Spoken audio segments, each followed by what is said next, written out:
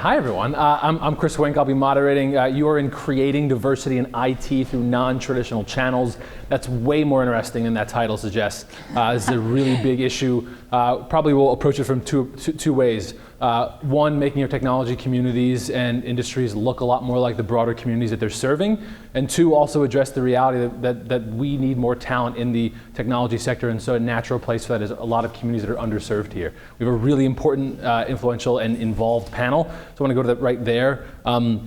Let's actually have you guys introduce yourselves, but I want to start by defining our problem. Why don't we go left to right? Charles Eaton, give a little, who I am, why I'm here, and the problem as you see it, and then we'll go to the right and we'll jump into a conversation. Sure. So Charles Eaton, I'm the CEO of the Creating IT Futures Foundation, and we're focused on inventing better on-ramps to IT careers. So the problem that we see out there is of course, this so-called skills gap, right, which takes a lot of different forms than even I think the media talks about. And then people who lack opportunity. You know, we don't really talk about people disadvantaged or any of that stuff. It's just people lack opportunity. And when they have opportunities, they do pretty well. That's what we found over time. So our area of interest in diversity really is around kids. How are we going to get them excited about getting into this field? We did some broader studies with our parent CompTIA around all kids, and then we decided to dive really deep into urban teens, African American, Hispanics, 11th and 12th graders, B and C students, right? The kids who make up 60 to 70% of your schools, but they're not ones not getting a whole lot of attention. So that's what I'll kind of refer today to some of the surveys of these 350 kids nationally that we looked at, and just tell you a little bit more about where the problem is, but certainly it's in access, right? There's interest and desire for careers in tech, but the opportunities and access are limited. So somewhere between graduating high school and getting a job, things disappear. And I think that's what we're going to talk about today. Absolutely. So I'm going to wear my other hat, which is, today I'm not only your host, but also acting as founder of techgirls.org. And if you're not familiar with that organization, we've been around we're in our 5th year. We work specifically with middle school girls. It's based on studies that were done in 2000 and 2005, which showed that around 9th grade, girls self-select out of tech careers. And I like to call the problem an onion. There's lots of layers to this issue, and we're dealing with one part of it. What the study showed were that girls were self-selecting out due to the way that technology careers were shown in media and through society. The image of the lone computer programmer in a basement playing Dungeons and Dragons, and not collaborating, not being creative, and also what they looked like as well. So media portrayals of what a technologist looked like. And when we first started, I said to the women in the room, when you were 14, did you want to be smart or did you want to be dateable? And you'd see the eyes roll back in the head and sort of like, yeah, I get it. So what we've been doing over the last 5 years is we have been creating these short interactive workshops. One of the keys that we've found is that organizations, companies thought that the way to solve this problem was to send people to speak from their organizations to talk about what a technology career looked like. And what I explained to these folks is, listen, your kid is in school for 40 hours a week. They do not want to be lectured to. And that seemed to, I'm not understanding why this hasn't been thought of before. I'm in marketing, I'm not in education, and I think we came from it from a naive point, and we actually did focus groups before we started, and the girls said to us they wanted to play with the technology, they wanted to get into the weeds, and that's what we're providing for them. So at this point, the end of the school year, we project we'll be working with 2,000 girls that have been with us. We also did a survey about 18 months ago of 350 of our girls. Through our program, 70% of them have changed their minds about career in tech. And we're seeing some of our graduates, I put that in quotes, girls who started with us in 6th grade, who are now in 10th at this point, and they're headed into engineering careers. They're asking for mentors, and what we're lacking right now is a real understanding of, we're not in the schools, and there's a reason for that at this point. It's just the schools don't have the resources to do the teaching. So we're really going to start pushing into you folks, the IT folks, who can help us teach, because that's how we're going to change the minds of these girls. Sylvester. I'm Sylvester Mowgli. I'm the founder and executive director of Coded by Kids. Coded by Kids is it's a nonprofit organization that provides free web design and web development education programs to inner city kids. We start at 5 years old and we go to 18. That's a pretty big age gap. The reason we have that age gap kind of speaks to why we started. There's a lot of issues in Philadelphia, just as one example. Philadelphia is not unique throughout the country, but if you look at the school system in Philadelphia, the average computer science teacher has no tech background. So the average computer science teacher is trying to teach someone the skills that they would need to be employable, but they themselves don't know what those skills are. So essentially, we started to fill that gap. In a lot of ways, we're modeled more like the Boy Scouts and Girl Scouts than an education program, in the sense that a kid can come to us at 5 and stay until they graduate high school if they choose. Essentially, we're trying to take kids as young as possible, ingrain these skills in them. Make it a second part of their lives. Make these skills second nature, and give them the support system that they need. Give them the mentorship, the instructors. For us, that environment and that community is one of the biggest things. One of our 16-year-old kids came to me and said, I never knew that there was some place like this for people who love technology as much as I did. And knowing this, for him, it was huge. He thought he was alone until he came to us. And what happens is, a lot of times, that feeling of, I'm the only one in my school who does this, I'm the only one out of my peers who does this, that will eventually push a kid away from it. Eventually a kid is going to want to do the same things that their friends are doing. They want to do the same things that their peers are doing. If they feel like they're the only one who's doing it, they'll move away. So we're trying to provide that support system, that structure where they don't have to move away, where this is a part of their lives. We do go into schools, so we provide standalone programs as well as partnering with schools. And it's something Tracey and I have spoken about. Going to schools is difficult. One, you have to have buy-in from the schools, you have to have support from the schools. It's a huge amount of effort that goes into partnering with the school. For us, it's a big thing just simply because of the lack of tech education programs inside of schools. So, we kind of take the challenge on and move forward with it. But, just like with Tracey, we rely a lot on you guys. You guys form our backbone. Our instructors come from the tech industry. Our instructors are just like you, who feel as strongly about it as I do and want to give back. Some of our instructors go back and forth. Some of our instructors, they do classes for tech girls, they do classes for Coded by Kids. But, I'm always pushing on you, for support. The only way we can continue doing what we do and continue moving forward is with you. Cool. So I want to pivot us. So just by way of introduction, again, I'm Chris Wink. I'm from Technically. We're a network of local technology news sites. So we report on these efforts and others in 5 markets. We organize a thing called Philly Tech Week. It's coming up next week, and taking on a lot of these issues. But first, something that we talk a lot about in our newsroom, and I want to first maybe let's define the problem a little bit more deeply, and then come to some talk about some solutions that people are working on. Charles, one of the things that we talked about on a pre-call was who we're really talking about when we say IT. That is really being pushed out. We're at a conference that's probably geared more towards software, but just want to touch that idea of who we're talking about.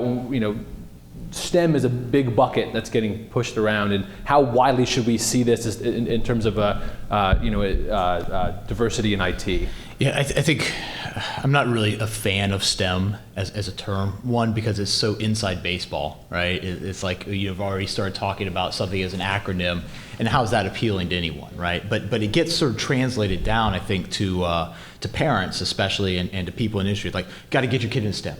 Be good at math and science, right? And I think everyone knows. I mean, certainly, I think if you're a software developer, the being good at math might be part of what you do, right? You might have been good at math. You might not have been. Who knows? But across all the other tech professions, the math isn't really a critical piece. And there's a lot of ways, and we've seen this, just from the ground up as the programs we run for adults, that you can train people because it's really about the soft skills at some level. So I think when we look nationally around the diversity thing is the fact that people are going back to the same pools of talent that they've always been going to. And you just get kind of stuck. And you're just hearing the last session on corporate culture, right? It's where you're afraid to make a mistake in hiring.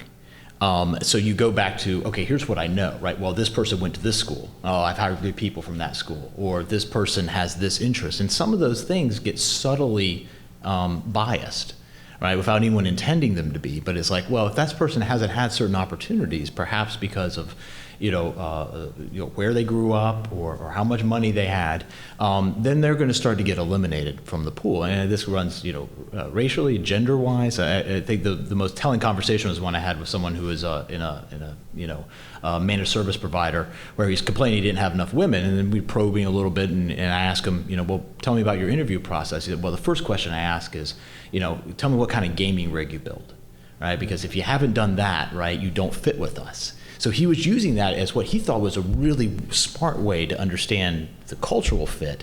But what he didn't understand was he was probably eliminating a lot of really good candidates who that wasn't their interest. And we've seen lots of women who go in into the tech support field because it's helping people, it's problem solving.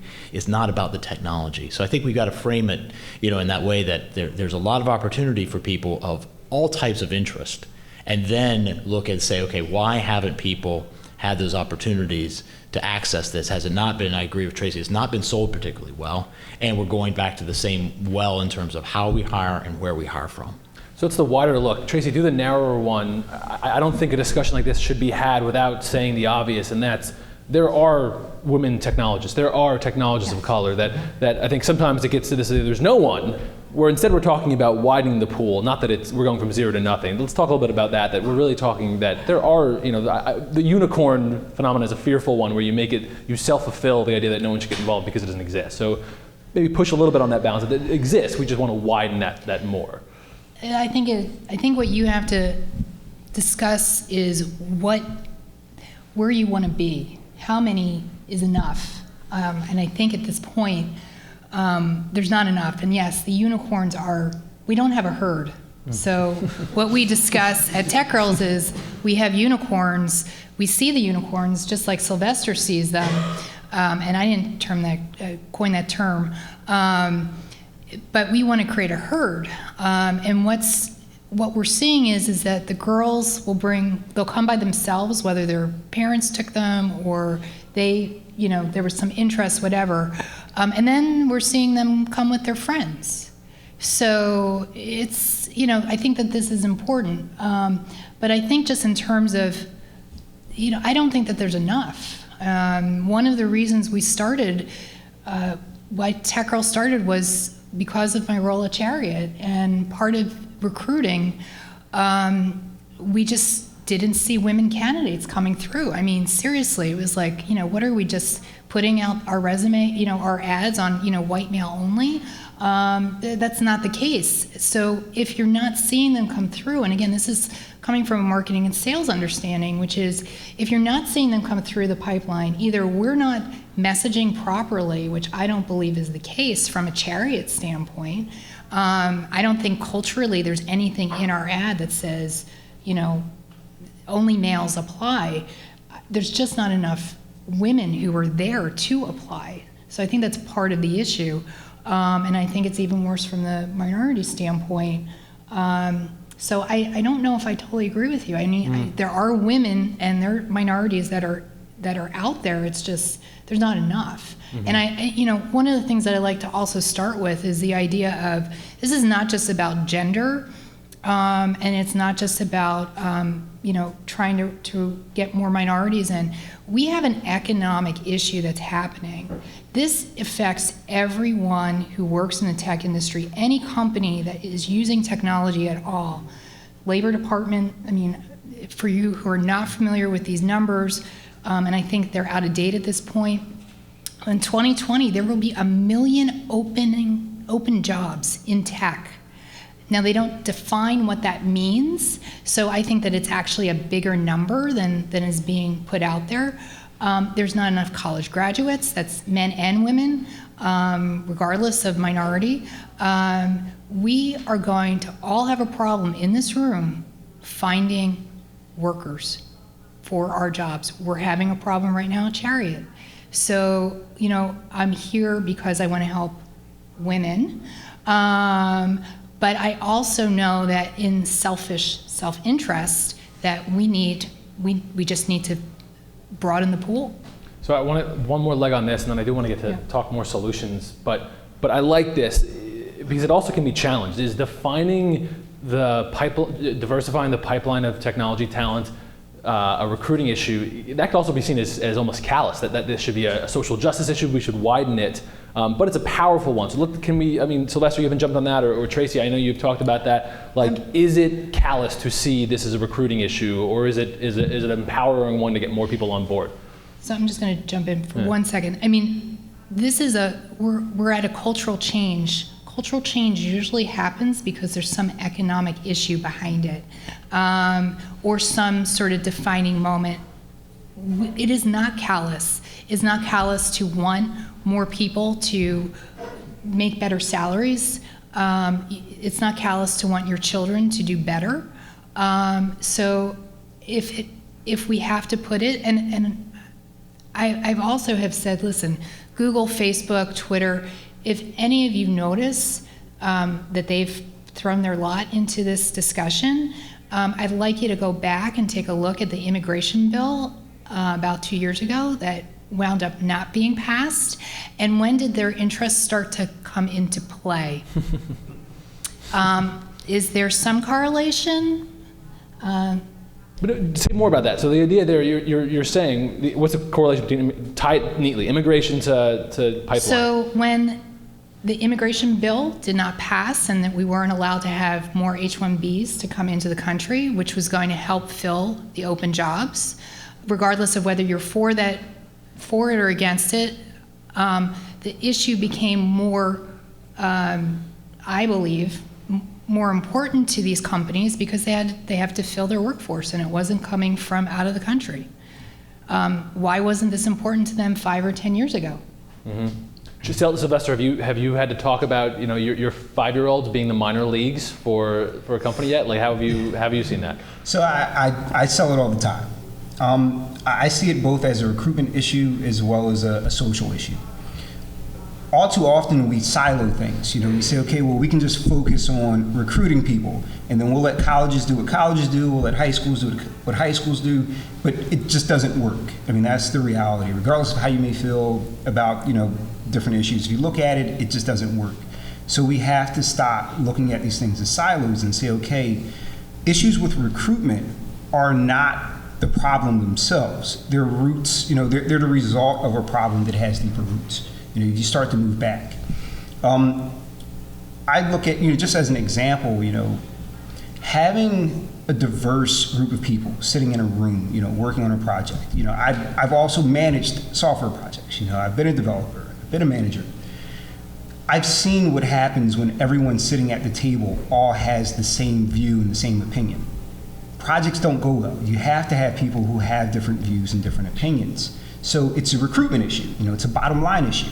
We have a 17-year-old kid right now who, a startup was willing to take a chance on him, to give him an internship. This 17-year-old is now working as a front-end developer with this startup. So you have a 17-year-old African-American male working as a front-end developer who's now adding value, because when he's sitting in meetings, when they're talking about UI and they're talking about design, this 17-year-old kid is saying, well, that UI and that design won't work, because if you want to target people my age, I can tell you what people my age want to see. And what you have right now isn't what we want to see. So at 17, this kid is already adding value to a company, and it's a bottom line issue, but it's a bottom line issue that has to be addressed socially and holistically. I think there's always some danger, and I see this just in working in nonprofits, that you start to believe that diversity of ideas can replace diversity of demographics. And I don't think that is a replacement, right? You want people with different ideas, absolutely, but just a person's life experience by being female and working in this industry, by being black and working in this industry, is going to bring a very different perspective to this. So that's the kind of, you can't really replace it just because you've got, I've got one person who's a Republican, one who's a Democrat, right? They both went to MIT, right? It's not the same thing. And you hear that in nonprofits when they're forming boards, a lot of the time. And we've gone the opposite way to try to find diversity of demographics that will bring diversity of new ideas. I want to talk about that the pipeline, really what that actually means, the full flow, the far future, the 5-year-old in a program, keeping kids who get an early interest in math and sciences as those develop into maybe high school programming, college environments, keeping them into the employment field. We often report on some of the challenges about retaining talent once they've entered and making it in a company, a welcoming environment. Are we, as an industry, doing better or worse in any of those stages, or any of those, very early starts, retaining talent, acquiring talent? Any of those areas, better or worse, all very similar? Any thoughts on the full pipeline? Then maybe we can dive into how people are addressing various corners of the pipeline. So I don't think we're doing any better than anyone else. I mean, if anything, we're probably doing. And the we here is early, is like young kids, like the very early stages of the pipeline. From very early stages on. Yeah. One of the problems I run into all the time is that as a whole, we're not doing a good job of really telling kids what opportunities there are available. Usually when a kid comes to me, they have no idea what web development is. Most kids who come to my programs don't even know that this is a career. This is something they can do as a job. So if you have someone who's graduating high school and has no idea they can be a web developer as a living, then how could you expect the kid to want to go after that as a career? They don't even know that career exists. So from the very beginning, we need to do a better job of really making sure that children are aware of what their options are, and making sure they're not just aware at 5, but also at 15 and at 25. That it's not too late. Right. And I think that's sort of one of the things that we saw in this survey, is that kids really did believe, and their parents believed, and these are again 11th and 12th graders, that you had to go to 4-year college, and again you had to be really good at math and science, right? So right there would be sort of that gap I was talking about before, where you lose them somewhere after high school, right? Because they did have an interest, they understood this field would be a really good field, and it was in their 3 tech jobs were in their top 10 out of 60 jobs to possibly have. But with the reality is, we know they don't end up in those jobs. So I think that's one of those things, right? There's some of those myths get built in very strong, and that you can't have a second chance in this. We've seen with our adult program, IT Ready, that we give people a great second chance, and they do fantastic. So we know it's not the case, and I think employers are starting to come around to this. I think it's a little bit different in the worlds of development, right? How many people in the room have ever hired anyone who came out of one of these for-profit coding boot camps? Good experiences with the folks? Yeah, right, okay. So, they're having great success, at least the top tier ones in placing people. They haven't been around long enough for us to really understand how well those folks do. But that's another place where you can get a second chance. You pay $15,000 for that chance, but that's a lot cheaper than going back and getting a degree, right? So I think there's opportunities at all different stages, and you can grab people into the pipeline. When you're thinking about your pipeline, you're going to have new and interesting places. This is where the industry, the education industry, has got to innovate more. And they're being pressed by programs like ours, IT Ready, and by these coding boot camps, especially community colleges, to better perform to what your expectations are and to deliver what you need. And that's going to be one of the great pipelines, I think, for diversity, because this is where many of these kids end up, is in the 2-year colleges rather than the 4-year. So it takes so much time to transition talent mid-career development, even after a 12-week boot camp, with a General Assembly, certainly from a 5-year-old starting. What if we've set up all the infrastructure we need to transition us into a more diverse IT infrastructure? We just don't know because we're years out from the impact. Like, tell me that I'm crazy and that we need to do so much more. Degrees mismatch, we're talking about that at undergrad level. We have these 12-week programs. We have programs like yours addressing kids. I say we solved it. Tell me I'm crazy. No, we are So, from, again, marketing's perspective, when we first started, we became the de facto experts from the tech girls side of middle school girls getting into tech careers. And you're like 2 years old, right? We were one program old. So from a marketing standpoint, I was like, wow, there is a hole in this marketplace. Yep. There is still a hole in this marketplace, because if you Google girls in tech, we continually come up as number 1 or number 2.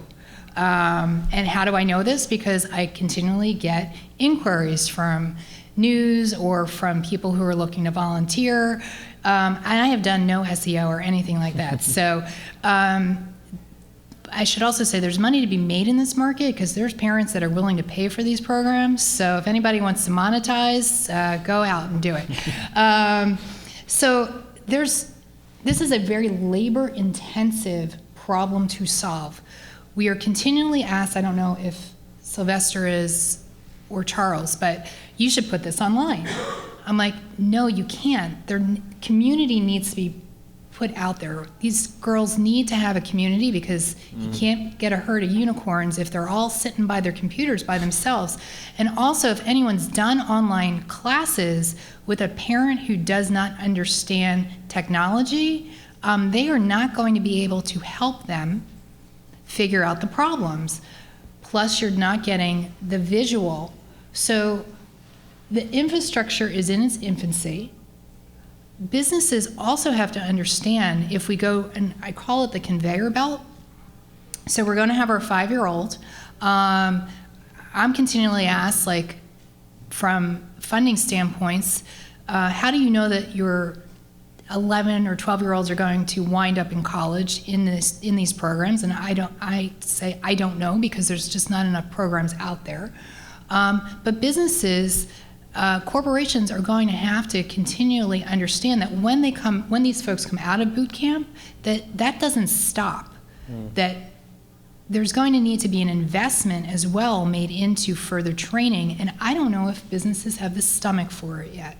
So there is a lot of work that still needs to be done, and investment that needs to be done as well. So I just want to say one thing to that. I agree that a lot of businesses don't seem to have the stomach for it, but I think that over the next 2 to 5 years, businesses are going to have to. Mm-hmm. As the economy changes, for a long time, businesses were used to having an employer's market. As the economy changes, the reality is that's going to shift.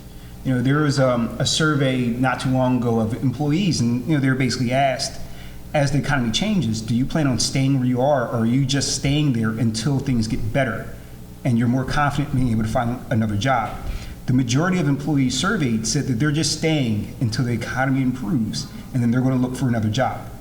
So unless employers are willing to start making investments in their employees, which is training and things like that, they're going to start losing employees, and that's the reality. So they may not have the stomach for it now, but that's going to have to shift if you want to maintain your workforce. So I want to turn. We're at 12 o'clock now, and we're going to get you to lunch on time. So we're gonna stay right on this. So I want to go now to solutions, and probably I see 2 parts. There's the little glimmers of solutions where we're just now starting to talk about, and maybe some of the larger ones that we either still need to work toward or we're aiming at.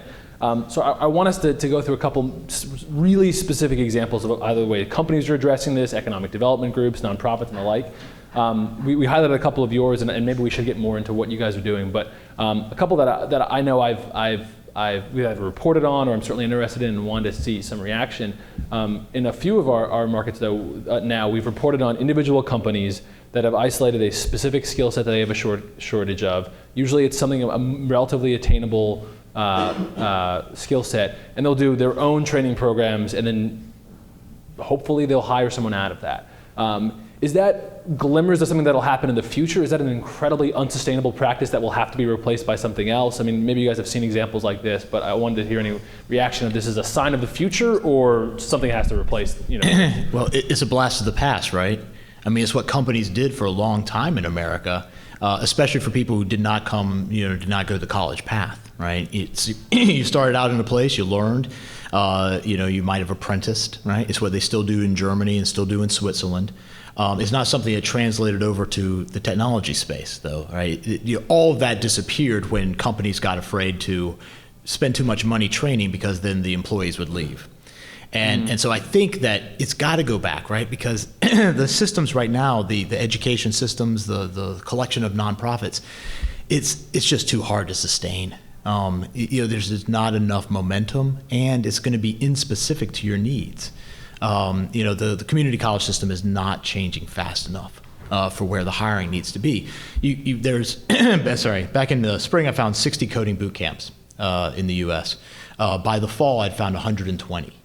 Last spring, you said? Last spring, yeah, 60, and by this fall is 120. And so there's obviously, people are saying, hey, we got to find ways to accelerate all of this. And I think the best way for companies would be, okay, we got to reinvest in this. And then, let's figure out the problem of why would they leave us? Is it wages? That might be the case, right? And then that's a no-win in some cases because someone's always going to pay more for your talent, right? They're more desperate for your talent. But the other thing is what you talked about in that last session, culture, fit, all of those things, like where are you going to do the work that you want to do? And I think that goes back to motivators, which is what we looked at with these young African-American Hispanic kids, right? What do you want from a job? Number one thing, every kid said, break it down, girls, boys, African-American, Hispanic. First thing was, I want a job I can love, right? And what we've kind of forgotten, I think, when we sell tech, as a career is that it's a lot about tech, because when it's kind of sold, ooh, you work in this cool industry, you're doing great things. And we got to get back to the kids who maybe are not as already predisposed to this, to talk about the motivators. And that's what we look at. What things would compel you? For the lower income kids, having enough money to help my family. Big motivator. Own my own home, right? Some of these are things that you could, I think, turn from a marketing standpoint and say, hey, this is an industry that can allow you to do these things, to have some freedom. They didn't necessarily want to be in charge. That was kind of cool and interesting, right? They're like, okay, yeah, I want to do something. I want to make an impact. And I think that's what we've got to do to kind of widen that talent pool. Do you guys have other thoughts on that? I mean, companies setting up, should everyone with a company or a hiring practice here be thinking about apprenticeship programs? Is that inevitable, or? I think you have to do what's right for your organization. So, one of the things that we're doing at Tech Girls, one of the things that we saw as a whole in the marketplace was these workshops that actually connected to the girls. So one of the things that we really understand really well right now is our customer. Our customer is our kids. We don't want companies to have to recreate the wheel. Creating materials, creating curricula it's a specialty. So why don't we take some of the pain out? Why does everybody have to go out and create materials? So let's use materials that we can create that resonate with the girls because we've tested it, and then, hey, look, we're going to put it out so that you can go and do it. So I think that there's, to some extent, does every company need to recreate the wheel? Maybe, maybe not, but maybe there's a way of pooling those programs so that each company may have their own little bit of flavor to it and customize it, but they can have their own, sort of tried and true materials. Creating these programs takes a lot of time and effort and understanding, trial and error. So I think that if there's some way of pooling those resources, I think that's really important.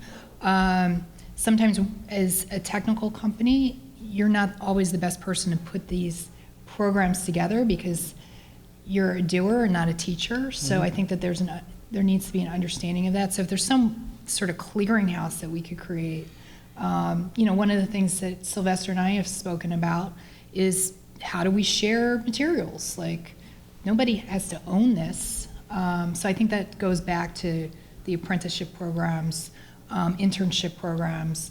From the Chariot standpoint, we're learning how to put that together so that it's a good experience for both sides, the company and the person who's there. So I know I mixed a lot of things in there. No, that's great. I want to. So that's the creating your supply side of things. Right. Let's do a little bit of this in the demand solutions too. Tracey, I love the idea of this pipeline. We've done a lot of reporting. That idea of the test mark of your own hiring practice is what does your final 10 candidates look like? You have to choose the best candidate for you, and regardless of whatever. But your pipeline really ought, you have to look like what your community looks like if you think you have the right pipeline. So some of this is a question of looking at the different incoming sources. So I know you're actively addressing that problem, but I wonder if you have ongoing examples of where you've reached out to, a girl develop it, or maybe as something like Coded by Kids ages and has more 18 to 20-year-olds that could be interns. Are you thinking about how do I orient my my pipeline to start looking more inclusive? And anyone, I'd love to jump in about like how people are changing their incoming candidates. So I know one of the things we've been doing is really trying to partner with companies in the area. I mean, the reality is, kind of like what Tracey was saying, it's difficult to set up and run an apprenticeship program or internship program. So we've started piloting programs where, we'll essentially say, we will be your internship program or your apprenticeship program. You let us know what you're looking for, what you need. We'll provide the support, we'll provide the training. We'll then, get the kid to you, and we'll manage the program. So that's one of the things we've been playing around with, and that gives a company the ability to change the way that incoming, pipeline of individuals looks, without having to take on the burden themselves of the apprenticeship program or the internship program. I think that the solution has to be a partnership. It has to be a holistic solution to work. I'd say to go back to the point about should companies do it, I think the biggest gap is in the 0 to 2 years of experience. I think once you're past that, companies do a very good job of training people up, especially in technology. I just don't see that being much of a problem, but it's hard to take a chance on someone who has so little experience. And we even see this, the coding boot camps are mostly placing people into startups or tech-focused companies, but they're not placing people into the banks and the healthcare companies that have, this enormous tech need. I mean, I talked to Visa and JP Morgan Chase recently. Both describe themselves as technology companies who lend money on the side, who process payments on the side, right? So that mindset is changing there, and they're struggling, to find the talent.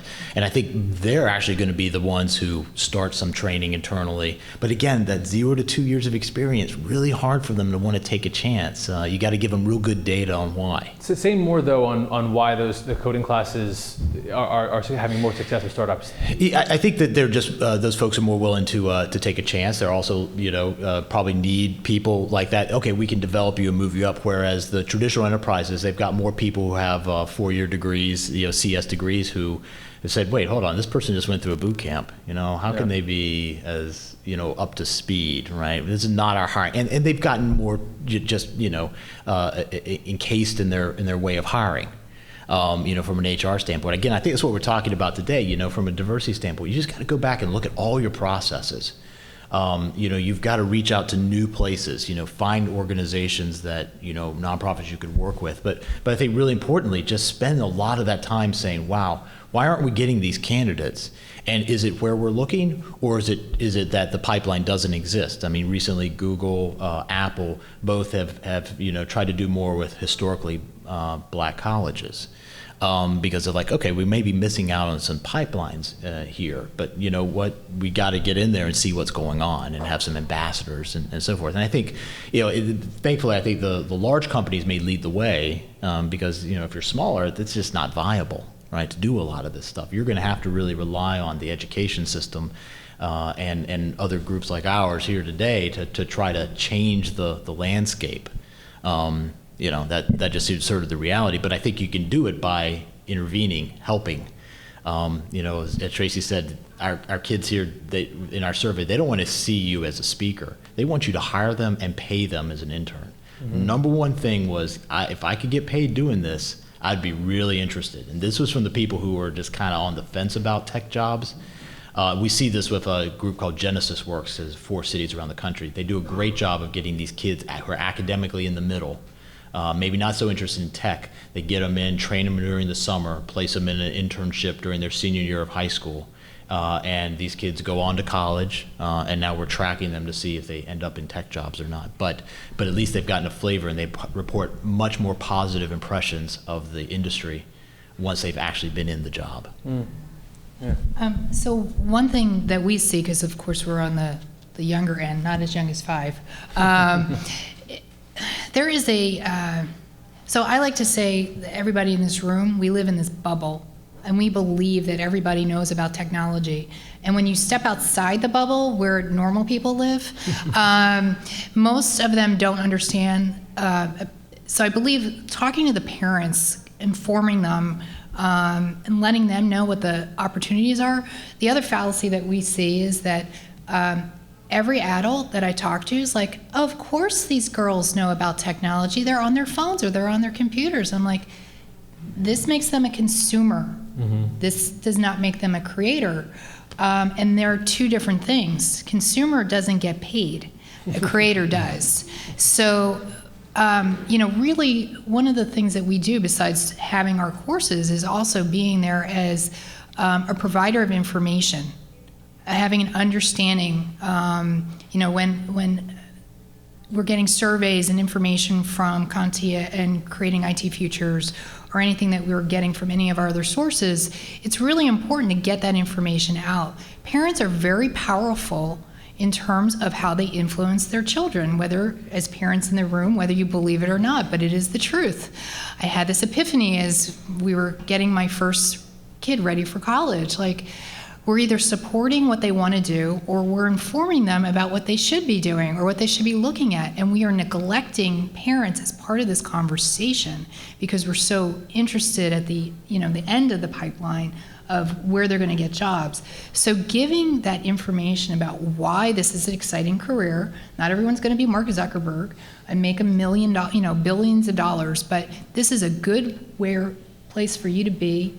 Whether you're a software developer, whether you're a web developer, whether you're working in network administration, cybersecurity, there's so many opportunities. And I think we get focused on just one little thing. So we're not giving all the information that needs to be put out there to give the variety of what technology careers look like. I want to do a couple more solution questions, and then I want to have a few minutes for audience questions. So please have a question in mind, and we'll, again, I promise you, lunch on time. So stick with me, give me an audience question too. But let's do a couple more. Do you guys have those anecdotes of success stories that, even if on a small scale, you want to see grow? Let's share a couple of those, dive into some things that we can grow or things that need to happen, and let's kind of go with that. So what's something that you guys know of and maybe your own examples? Yeah. So, I mean, just for me, a small success story was the 17-year-old kid that I was telling you about, who's working as a front-end developer now. We had a conversation not too long ago about his college plans.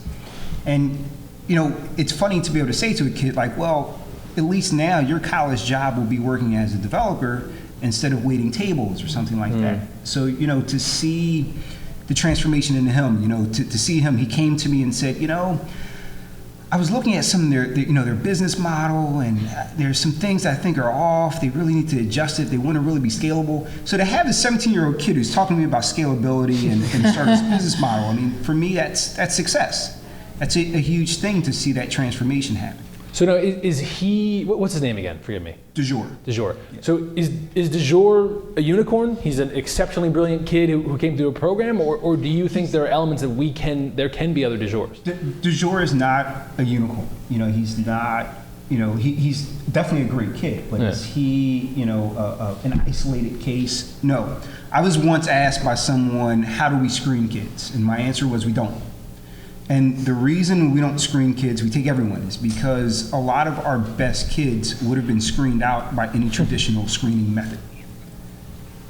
We have kids, I have a 9-year-old kid named Elijah who is phenomenal. Elijah is at 9 years old using JavaScript and Twitter Bootstrap. Elijah was a behavior problem in school. Elijah was the kid who the teacher sat by himself and didn't want to deal with. So if we looked at Elijah's performance in school, Elijah would not have been in our program. But to see Elijah at 9 years old, who's comfortable, who can build a site on his own with Bootstrap and, is just as happy doing it, for me, that shows that there is the potential out there. There's a lot of kids who we may not see the potential in, may not understand it, but they have the potential. It's just giving them the support and the structure that they need to kind of move through it and fulfill that. So we have a couple. So one of my favorites is Logan, who, she was our oldest tech girl. She's a freshman in college right now. She was interested already in engineering, and one of the questions I get are, aren't you getting the early adopters anyway? Well, what you have to understand is that if we weren't around, they would drop out. Like we've been supporting her since she's been 14. So she went to her, she had an elective, and it wound up being entrepreneur, and she had gone to our tech entrepreneur camp as well. So she's a freshman with seniors, and she kicked their asses. So, I have my little proud mom moment. There's Angel, who started with us when she was in sixth grade, and she's now programming in Ruby. Now, we haven't taught her Ruby, but we've given her the opportunities, we've given her the ideas, we've given her some mentors. So we've been a gateway as well, and she's been a camp counselor. This will be her second year with us. There's the sisters from Baldwin School who are now teaching our materials. So I've got 16 and 17-year-olds who are now teaching. So, you start seeing this, and they're getting comfortable, and then they're out there inspiring other girls. There's just story after story, and, what I keep hearing, some of these people are like, well, girls aren't in tech because they don't want to be in tech. And my counter answer is they don't understand the opportunity, and when they're shown it, they're gonna blow everybody away. So if I'm a recruiting manager in the audience, are there glimmers of your organizations elsewhere in the country? If I'm elsewhere, if I'm here, is there a flow yet that I could say, I have an internship program, and I would love this kid to grow with me over a couple of years and maybe able to come on as a real full-time role? Is that a real opportunity that I should take as part of my recruiting strategy? Should I be looking at groups like yours as a recruiting strategy? Thanks for that softball, Chris. Yes. We need money. We need some help. It's just something that the investment has to be made. And I don't even have to see this as necessarily giving. I can see this as an ROI. There is an ROI, and that's what we have to understand. That's what companies have to understand, that they're not. It's a long-term play. It is not. You're going to see that payoff in a year. Well, maybe with Charles' organization, which is a little further down the line, but. This is long-term. We have to make the investment, and I keep using the word, it's an investment. It's an investment in not only their future, but the business's future. As Charles saying, what are your own successes elsewhere? How are you seeing the little glimmers I should be thinking about? So we get the luxury of going around nationally, having conversations, and I find in every city there are programs somewhat like Tech Girls and Coded by Kids, right? Variations of this. You just have scale problems, right? One, the money it costs, and two, there's very little incentive for merger and acquisition in nonprofits. Right? There's no buyout, no big payday for someone, and so then you get boards or you get founders who are very invested in their idea, and they may be the right one, but there isn't a sense of like, okay, we've studied all of this and you can determine. We've tried to do a little bit, and that's how we landed on a partnership that's growing our IT Ready program. We're going to serve 1,000 adults next year. Who are out of work, and we're retraining them for IT jobs. So I think, that's one of the big problems. So I think if anyone is outside of Philly, right, there's stuff happening in Philly. You got to look deep a little bit to find it and get involved. The other thing is, our success stories, when we have employers stand up in front of other employers in IT Ready to tell them why you should hire folks, they never talk about the technical skills, right? The stories are always around, Azim, she just delivers every day.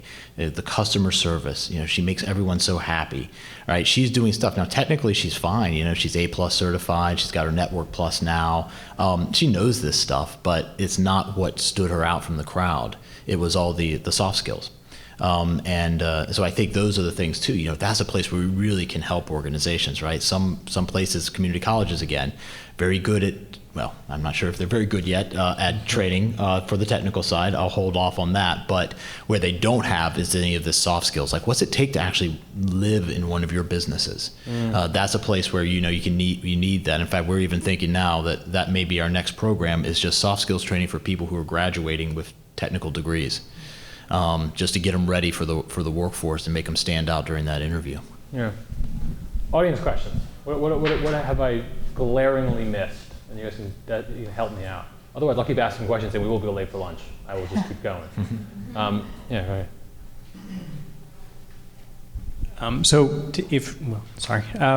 Thank you. This is awesome. If I were wanting to get involved as an instructor, what kind of time commitment would that be in terms? And do I need to have my own materials, or is that already prepared for? So for us, we do have a time commitment of you have to be willing to come to class at least twice a month. So every other week within a month. Our classes are generally 1 to 2 hours long. One of the reasons we do ask for consistency is because the majority of our kids are coming from households in neighborhoods that, inconsistency is a problem. So we're not helping the kid if we're just as inconsistent as the neighborhood or household they're coming from. Our kids form bonds with us. They get to know us. There's times when, I walked into a classroom and went to work with a kid, and the kid will stop me and say, no, I'm waiting for, Miss Cass to come. We were working on this, and I'm not doing anything till she gets here. So, we have to have that consistency. It's important for the relationship with the kid. But essentially 1 to 2 hours every other week. So from the Tech Girl side, we have a product that we call Tech Shops in a Box. So we've taken our materials, we've virtually put it into a box, you open it up. We have 17 workshops right now. By the end of the summer, we'll have 30. They are 3.5 hours of time. So that's just, there's a little bit of prep time, there's a little bit of organization time in terms of getting the kids to come. We've had individuals who have run them out of the goodness of their hearts. We've had moms who have run them. We have had companies that have taken on more than one at a time. They've made commitments to 4 or 5 or 6 during the year. But for the most part, as the volunteer organizer, I would say it's no more than 10 hours total. We don't have chapters because we want people to be able to say, I want to do it when I can do it. So it's sort of like, you can be one and done, you can do multiples, you could do 2 a year. It's whatever makes sense, which is one of the reasons why we've open sourced it. Yeah, for me, we have professional instructors because our program is 8 hours a day, 8 weeks. So you need someone who's full-time for that. Tough volunteer gig. Yeah, tough volunteer gig. Yeah. Other audience questions?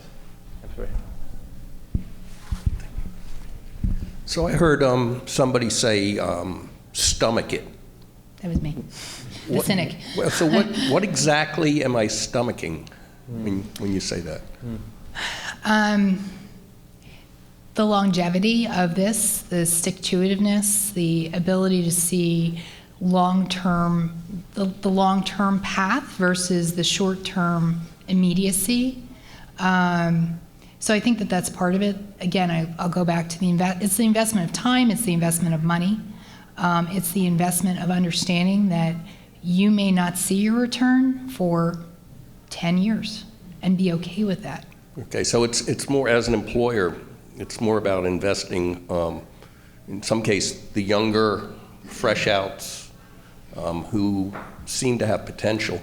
And again, at that point, I start focusing on soft skills because they don't necessarily have the technical skills. Right. Okay. But this doesn't necessarily, I think it doesn't necessarily have anything to do with kids coming out of the city or not. Correct. And so, is there anything different I have to do to focus on folks coming out of the city other than look there? How do you widen the pipeline? I mean, I think that is that maybe the embedded logic? Yeah. Like you know, I'm ready to go. I'm ready to widen the pipeline. How do I make sure that it happens? Right. You're volunteering. You're looking. I mean, if you're in Philadelphia, you have Coded by Kids. You have what we're doing. There's really not a lot else. There's Girl Develop It, which is another organization. The name is a bit of a misnomer because it's really Women Develop It because it's 18 and older. They have classes. They charge not a lot of money. They pay their instructors a little bit.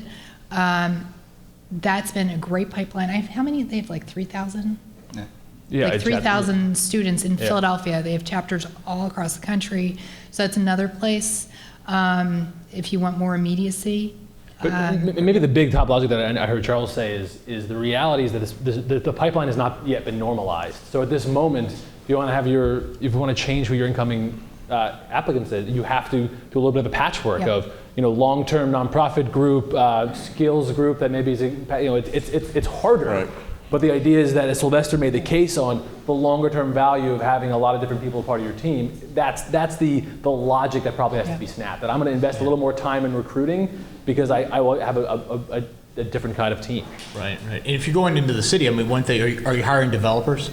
Yes. Right, okay, so then, then it's letting the workforce board know and the city know, hey, we need these programs. So they just signed on to the White House's Tech Hire Initiative, which is a way to encourage cities to start to figure out what the whole pathway and pipeline is for all technology jobs. But they have to hear, I know that they were talking to several coding boot camps, right, about coming into Philly. They have to hear from employers to say, boy, this is real, I want to hire the folks from the city, but you just need to be able to connect the dots on the training. And that would be a compelling case, because the more they hear that, the more that they'll congeal this group, which I've been part of. We're bringing IT Ready here for a pop-up, but we're hiring, we're training tech support, help desk, junior networking folks, right? We're not doing developers, so we know that's where the pain points are, significantly. They're everywhere, but. Okay, well, thank you. Yeah. I mean, there's no real one-stop shop for it. Yet. Yeah. I'm going to do it. Sorry, I'm making a call. It's 12:30. I promised everyone I would do it. So can we maybe can you guys connect after? Is that possible? Yeah, sure. Come on up. Is it something that You had a question in the back. yeah, connect. I'm sorry. I made a promise at 12:30. Okay, I'm doing wow, it. that went fast. Go to lunch. I don't break promises. I break hearts with Tracey because we close it. We break promises. Oh.